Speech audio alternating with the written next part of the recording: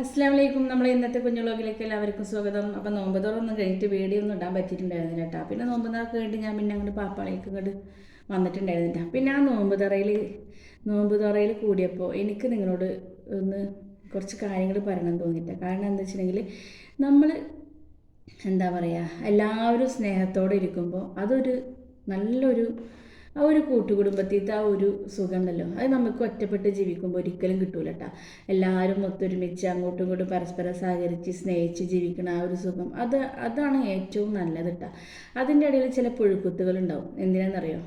ഒരാളോടൊന്ന് പറയും, മറ്റൊരാളോടൊന്ന് പറയും, അങ്ങനെ അങ്ങനെ അങ്ങനെ അങ്ങനെ ഓരോരുത്തരെ തെറ്റിച്ചിട്ട് അയാൾക്ക് അതിൽ വലിയൊരാളായി നിൽക്കാൻ വേണ്ടിയിട്ട് ചില ആളുകൾ അതിൽ കളിക്കും. അപ്പോഴാണ് നമ്മളെ കുടുംബ ബന്ധങ്ങളൊക്കെ ചിന്ന ഭിന്നമായിട്ട് അങ്ങോട്ടും ഇങ്ങോട്ടും ആവണത്. എന്താണെന്നറിയും, ഇപ്പം ഞാനും പിന്നെ വേറൊരാളും ഒരുമിച്ച് ഒരു കൂട്ടാണെന്ന് അറിയുമ്പോൾ ഇയാൾ എന്ത് ചെയ്യും, അവിടെ ചെന്നിട്ട് ഒരു പുഴുക്കത്തുണ്ടാക്കും. അവരത് പറഞ്ഞ് മറ്റൊരത് പറഞ്ഞ് അങ്ങനെ പറഞ്ഞ് ഇങ്ങനെ പറഞ്ഞിട്ട് അങ്ങനെ എല്ലാവരോടും കുത്തിച്ച് നടക്കും. എന്നിട്ട് അവർ അതിൽ വലിയൊരു മെയിൻ ആളായിട്ട് നടക്കും അല്ലേ. അങ്ങനെ നടന്നതുകൊണ്ട് ഞങ്ങളെ കുടുംബത്തിൽ ഒരുപാട് പ്രശ്നങ്ങളും കാര്യങ്ങളൊക്കെ ഉണ്ടായിരുന്നു കേട്ടോ. ഇപ്പോൾ എല്ലാം തീർന്ന് മാഷാ അല്ലാഹ്, ഇനി അങ്ങനെ തന്നെ മുന്നോട്ട് പോകണം എന്നാണ് ആഗ്രഹം. അപ്പോൾ ഇനി അങ്ങനെ തന്നെ മുന്നോട്ട് പോകട്ടെ, അതിനു വേണ്ടി നമുക്ക് ദുആ ചെയ്യാം. അപ്പോൾ അന്ന് എൻ്റെ എളാപ്പാൻ്റെ മോനുണ്ടായിരുന്നു കേട്ടോ. അവിടെ എളാപ്പാൻ്റെ ചെറിയ മോനാണ് അവന്. അപ്പോൾ എന്നോട് പറയാണ്, ഞങ്ങൾ നോമ്പ് തുറക്കെ ആയിട്ട് അവിടെ ഇങ്ങനെ ഇരിക്കുന്നുണ്ട്, എല്ലാവരും ഇങ്ങനെ ഇരിക്കുന്ന സമയത്തിനോട് പറയണം, ചേട്ടാ ഇങ്ങനെയാണ് ഞങ്ങൾക്കൊക്കെ ഇഷ്ടം, പക്ഷേ ഇതിൻ്റെ ഇടയിൽ ചില ആളുകൾ കളിക്കണോണ്ടാണ് നമ്മളെ കുടുംബമൊക്കെ അങ്ങനെ ഇങ്ങനെയൊക്കെ ചിന്ന ഭിന്നൊക്കെ ആയിട്ട് നിൽക്കുന്നത്. ഇതിന് വേണ്ടിയിട്ട് ഞങ്ങൾ ഒരുപാട് ആഗ്രഹിച്ചതാണെന്നൊക്കെ അവന് പറഞ്ഞിട്ട്. അപ്പോൾ അവൻ്റെ മനസ്സിലത്തെ ഒരു സന്തോഷമാണ് അവനാ പറയുന്നത്. പിന്നെ ഇവർ നമ്മളെ പറ്റിയിട്ട് മറ്റുള്ളവരിങ്ങനെ അവർക്കിങ്ങനെ ഓരോന്ന് കുത്തി പറഞ്ഞു കൊടുക്കുമ്പോഴാണ് ഇവരെ മനസ്സിൽ അതൊരു കരടായിട്ട് മാറിയിട്ട് അവരെ മനസ്സിൽ വൈരാഗ്യം ദേഷ്യവും കാര്യങ്ങളൊക്കെ ഉണ്ടാവുന്നത് അല്ലേ. അപ്പോൾ ഇങ്ങനെ ചെയ്ത് നടക്കുന്ന ചില വ്യക്തികളോടാട്ടാ പറയുള്ളത്, ഇതിൽ നിന്ന് നിങ്ങൾക്ക് എന്ത് നേട്ടമാണ് കിട്ടാനുള്ളത്? അങ്ങനെ കളിച്ചിട്ട് നിങ്ങൾക്ക് ഇപ്പം എന്താ നേടിയത്? നിങ്ങൾ ഒന്നും നേടിയിട്ടില്ല. അസുഖങ്ങളും കാര്യങ്ങളൊക്കെ അല്ലാതെ ഇതിലൊന്നും നിങ്ങൾക്ക് സമ്പാദ്യമായിട്ട് കിട്ടിയിട്ടില്ല അല്ലേ. അപ്പോൾ അങ്ങനെയൊന്നും ചെയ്യാതിരിക്കുക. എന്താണെന്നറിയോ, അങ്ങനെയൊന്നും ചെയ്തിട്ട് കാര്യമില്ല. അതൊക്കെ താൽക്കാലിക. സത്യം എന്നാലും മറന്നേക്ക് പുറത്ത് വരുമെന്ന് നിങ്ങൾ കേട്ടിട്ടില്ലേ? അതാണ് ഞാൻ പറയണത്. അപ്പം ഞാൻ എൻ്റെ ആ കുടുംബ ഗ്രൂപ്പിൽ, ഞങ്ങളെ ഒരു ഗ്രൂപ്പ് ഉണ്ട് കേട്ടോ, അതിൽ ഞാൻ പറഞ്ഞിട്ടുണ്ടായിരുന്നു എന്താണെന്നറിയോ, നമ്മളെ കണ്ണ് കണ്ട് കണ്ടത് നമ്മൾ വിശ്വസിക്കുക, നമ്മളെ ചെവി കൊണ്ട് കേട്ടത് നമ്മൾ വിശ്വസിക്കുക. അല്ലാതെ മറ്റുള്ളവർ പറയണത് കേട്ടിട്ട് നമ്മളൊന്നും വിശ്വസിക്കാനോ ഒന്നിനും നമ്മൾ പോകണ്ട. കാരണം എന്താ വെച്ചിട്ടുണ്ടെങ്കിൽ അതൊന്നും സത്യമല്ല. സത്യമല്ല എന്ന് പറഞ്ഞാൽ സത്യമല്ല. എൻ്റെ ഒരു അനുഭവത്തിലൂടെയാണ് ഞാൻ പറയണത്. നമ്മളെ കണ്ണുകൊണ്ട് കണ്ടാൽ നമ്മൾ വിശ്വസിച്ചാൽ മതി. എന്തെന്നാണ്, നമ്മളോട് പറഞ്ഞു തരുന്ന വ്യക്തികൾ ചിലപ്പോൾ ആരെ പറ്റിയിട്ടാണ് അവർ പറഞ്ഞു തരുന്നത്, അവരായിട്ട് അവർ നല്ല കൂട്ടാവും. പക്ഷെ നമ്മളോട് അവരെന്തിനാ അതൊക്കെ പറഞ്ഞു തരുന്നത്, നമ്മളും അവരും കൂടി തെറ്റാനാവും. അപ്പോൾ നമ്മളത് കേൾക്കാൻ നിൽക്കണ്ട. അങ്ങനെ നമുക്ക് ആരെങ്കിലും എന്തിനു പറഞ്ഞു തരണേ, ഇത് കേൾക്കാൻ എനിക്ക് താല്പര്യമില്ല കേട്ടോ.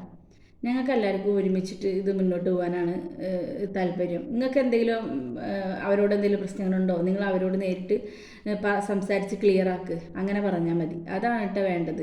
അല്ലാതെ നമ്മളോട് ആരെങ്കിലും ഒരാളെ പറ്റി കുശുമ്പ് പറയുമ്പോൾ നമ്മളത് കേൾക്കാൻ നിന്നിട്ട് കാര്യമില്ല. നമ്മൾ കേട്ടാൽ നമ്മളാവും കുറ്റക്കാരി. ഇത് ഞാൻ ചില വീഡിയോകളൊക്കെ ഞാനത് പറയാറുണ്ട് കേട്ടോ.